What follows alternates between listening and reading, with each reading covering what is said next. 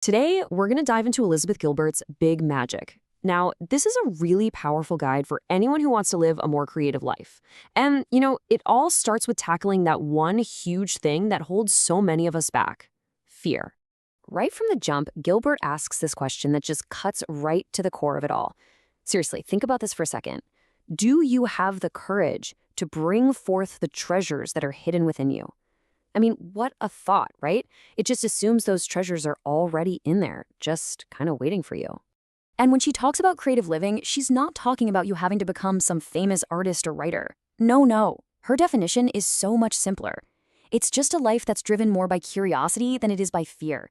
See, it's a total mindset shift, and it makes creativity this thing that's available to literally everyone, whether you're, taking up figure skating at 40 or just trying out a new recipe tonight.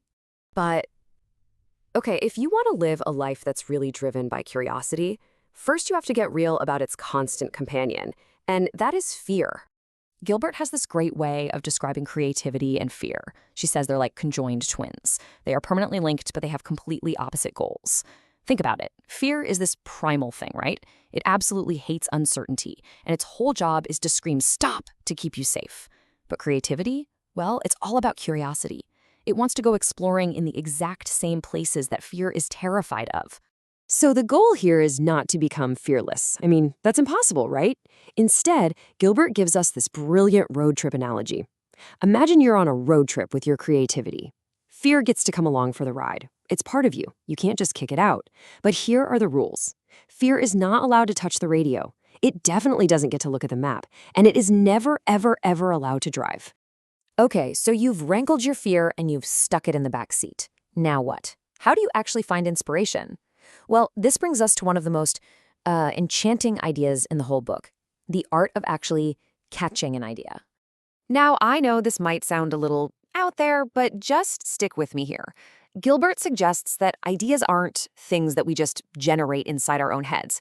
Instead, picture them as these energetic life forms just floating around the universe, actively looking for a human partner to help bring them into the world. So your job isn't to invent something from scratch, it's to just be open and ready when one of these ideas comes knocking on your door. And this way of thinking, wow, it completely changes the game.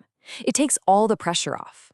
See, the modern world tells us we have to be a genius, which is just this huge, crushing burden on your ego. But the ancient Greeks and Romans, they believed you had a genius, like an external magical spirit that helped you out. When you see creativity as a collaboration, it protects you. It protects you from the weight of failure and the ego trip of success. It just lets you play.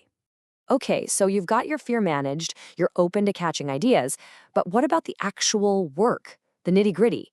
Well, that really comes down to two key things: permission and persistence. And Gilbert lays out some really clear, practical steps for us. First, you just have to give yourself permission.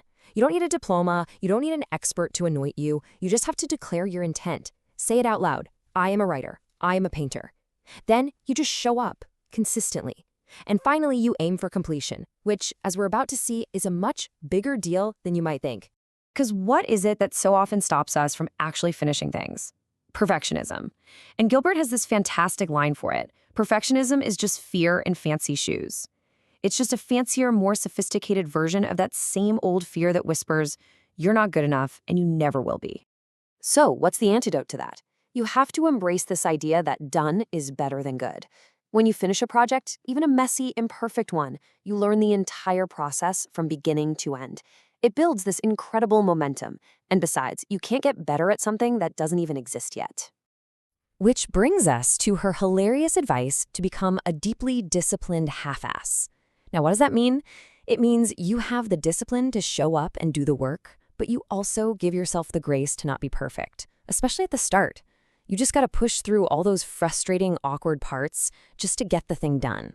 So, all of this stuff, managing fear, catching ideas, being persistent, it's all building toward one really important thing: having a healthy, trusting relationship with your own creativity. It's about learning to trust your creative process. Gilbert really pushes back hard against this myth of the tormented artist. We all know this one, right? The idea that you have to suffer for your art, that real pain is the only way to make something authentic. She argues that this isn't just toxic, it's totally unnecessary. So what's her alternative? Simple. Don't be a martyr, be a trickster. You approach your work with a sense of play, of lightness, of curiosity. A trickster is clever and nimble, right? They find creative ways to get around obstacles instead of just suffering through them. It makes the work something joyful, not a total chore. And look, this doesn't mean you have to quit your day job and run off to some cabin in the woods. Gilbert tells this wonderful story about her father. He was a chemical engineer, but he dreamed of being a tree farmer. He didn't abandon his career. He just folded his dream into his everyday life. He bought a small farm and he planted Christmas trees on the weekends. He found a way for his passion and his practical life to exist together. And that brings us right back to where we started. It all begins with curiosity. Gilbert argues you don't need some huge, earth-shattering passion to get started. You just need to follow the little breadcrumbs of what fascinates you. So let's end with one simple question to get you started on your own path. What are you curious about?